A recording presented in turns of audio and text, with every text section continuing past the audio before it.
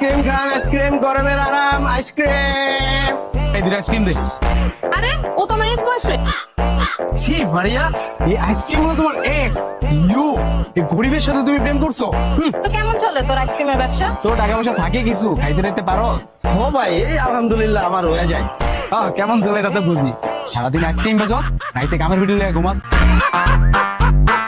Ice cream বেচে কয় টাকা কামাস? ভাই আলহামদুলিল্লাহ 6-7 হাজার তো কামালাই।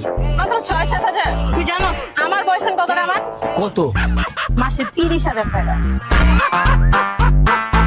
আরে ফকিন্নের বাচ্চা, আমি ডেইলি কামাই 6-7 হাজার, আর তোর বয়ফ্রেন্ড মাসে কামাই 30,000। তাইলে তুই হিসাব কর আমার মাসে কত। আমার যদি প্রত্যেকদিন 7,000 করে হয়, মাসে 2,10,000 টাকা। ওর মতো 4-5টা তো বেটা আমি বেতনেই রাই। 2,10,000 টাকা ভাই বেতনের আইন মানে? আরে তুই বুঝছিস নাই, এই যে ধর আজকে তো আইসক্রিমের গাড়ি আমি